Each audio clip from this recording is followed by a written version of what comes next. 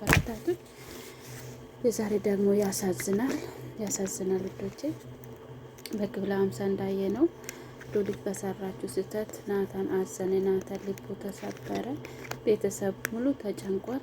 ዛሬ ግን ጽዮን የሆነ ነገር ከሆነች የምር ይሄ ድራማ ማየት ራሱ ያስጠላል። በአሁኑ ሰዓት ጽዮን በጣም ምርጥና ጎበዝ ልጅ እንደሆነች ነው ከስህተት ተምራ ዛሬ ወንድሙ አጠገብ ቆማ ኤፍራታ አጠገብ ቆማ ከስህተቷ ተምራ ሰው መሆኗ እኔ በጣም ነው ደስ የምትለኝ እና ይሄ ነገር አይገባትም። ስለዚህ ሉሊት የእጇን ማግኘት አለባት።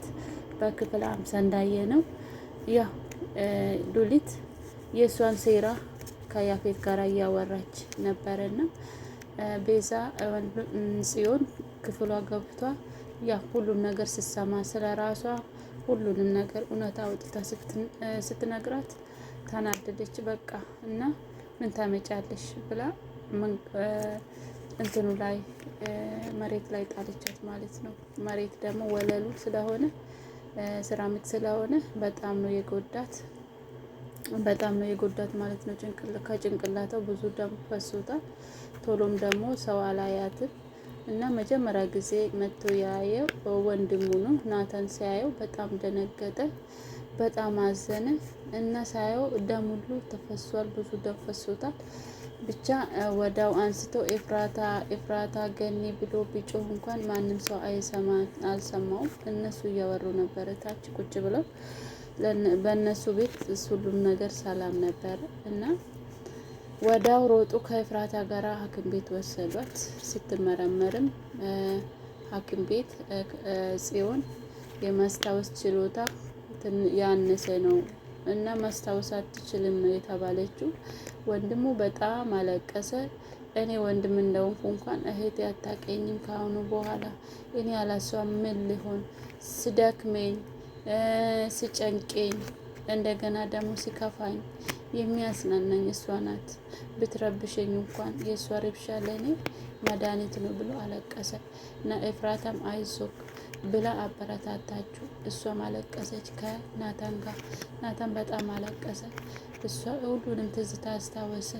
ብዙ ትዝታዎች አላቸው እና ከጽዮን ጋር ያሳለፉት ትዝታ ቀላል ነገር አይደለም። ብቻ በጣም የሚዋደዱ እህትና ወንድሞች ናቸው። ደግሞ ብልህ ናት። ወንድሙን ትጠብቅ ነበረ፣ ከጥላቶቿ ትጠብቅ ነበረ። በጣም ብልጥ ናት። ደግሞ ቶሎ ይገባታል ሁሉ ነገሮች ቶሎ ነው የሚገባት። ሌላ ደግሞ ቢኒ ራሱ መጥቶ አለቀሰ። ወንድምሽ ለማን ትተሽ ነው እንደዚህ የምትሆኝ? እባክሽን ንገሪኝ እያለ ነው። ያው ቢኒም ከጽዮን ፍቅር የያዘው ይመስላል። ብቻ ሁሉም ቤተሰብ ተጨንቋል።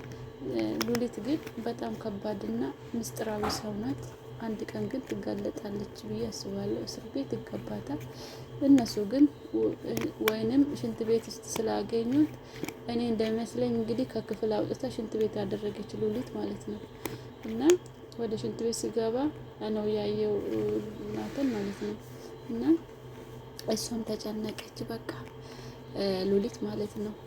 በቤዛ በኩል ስልክ አስደውላ ጠየቀችው ማለት ነው። አይዞ ናታን አለችው። ምንም እንዳልተፈጠረ ምንም እንዳላወቀች ነገር ሆነችና ያው እነሱ ተንሸራታ ነው የወደቀች ይሆናል ብሎ ሲያወሩ ገኒና ቤዛ ስትሰማ በቃ እነኚህ ሰዎች የጠረጠሩት እኔን አይደለም ብላ እንደዛ ሆነች። እንደገና ደግሞ ሆስፒታል ሄዳ ምን አደረገች? ልትገለው ነበረ። ኦክሲጂን እያጠፋች እያለ ብትንቀላቀይ ኑሮ ከኔ ጋር እንደዚህ ባትኝ ኖሮ ይሄ ነገር አታገኝም ነበረ።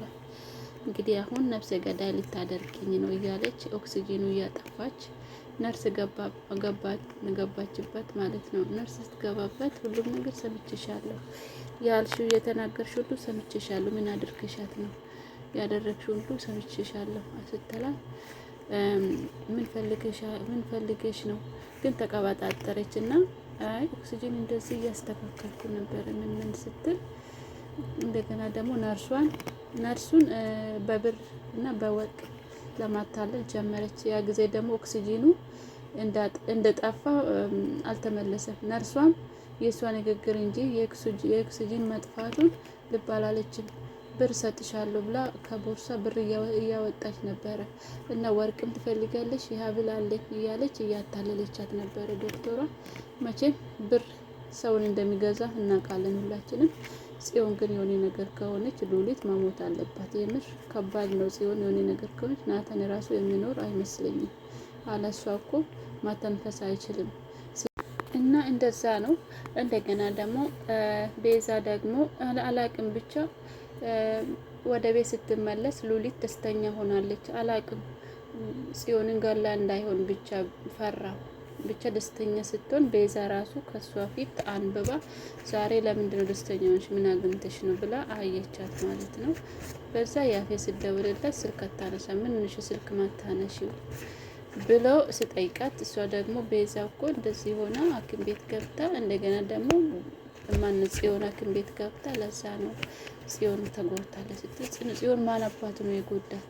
ምን ሆና ነው ስላት በጣም ደነገጠ። ያ ወንድሙ ይሆናል ወንድሙ ነው ብዬ ነው የማስበው ያፌት። እንደዛ ነው ውዶቼ። ብቻ ከባድ ነው። ያፌትማ የጽዮን ወንድም ነው። ናታም የያፌት ወንድም ነው። ያው ቤተሰብ በሰራ ስህተት ነው አሁን እየተሰቃየ ያለው እንጂ ናታን እኔ እንደዛ ነው መስል። በጣም ነው ደነገጠ። ብዙ ተጎድታለች። ያው የት ነው ያለችው እያለ ነው ሊጠይቀው ሊሄድ መሰለኝ። ብቻ ጽዮን የሆነ ነገር ከሆነች አላቅም። ያፌት ራሱ ይገላታል ሉሊትን ማለት ነው። ምክንያቱም ጽዮን እንድትጎዳ አይፈልግም። እህቱ ናት ማለት ነው ውዶቼ። እና አመሰግናለሁ። ደህና ሁኑ።